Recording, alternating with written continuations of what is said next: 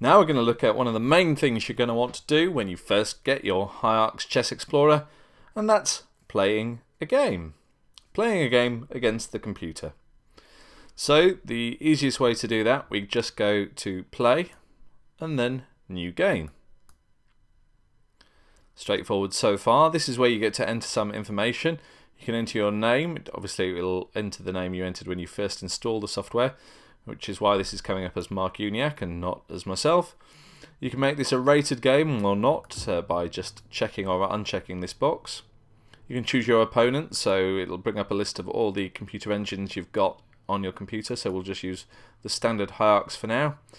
You can set the rating, so you can have HIARCS played at its maximum level, or HIARCS try to match your player strength, or to set it at a custom level. And you can set this to any level you like. You can use the up and down arrows, or you can just write down, if you want to write down any particular value, you can do that here. There's also this option, you can start with a non-standard starting position. So if you've got that unchecked, then it'll just be the normal starting position. If you check this, you get a couple of options. You can start with the current position, which you can see on the board is just taken from a game from our top games database. So you could start from that position, or you could have a particular opening. We've got a huge list of different openings here. Let's go back to that Danish gambit we had set up. We want to play as white, let's say, so let's go to OK. So these are all different options. If you want to just play a normal game, uncheck that non-standard starting position.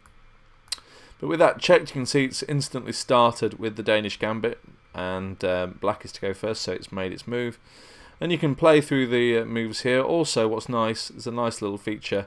If the coach is on, and you play a move that you wouldn't normally be expected to play, so let's play something really obviously bad, you get the coach will pop up and say, the coach thinks your move is a mistake and suggests there's one very good move in this position, do you want to find it? You can show why the move that you made is bad. In this case it's because black can just take the rook for nothing. You can take back the move, or you can ignore the coach and play on, at which point it's not going to look good for you.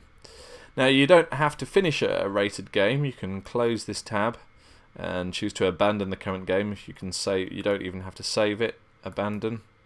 But if you want to look at all the games that you've played using HIARCS Chess Explorer, just go to the view to the play menu and go down to view play games.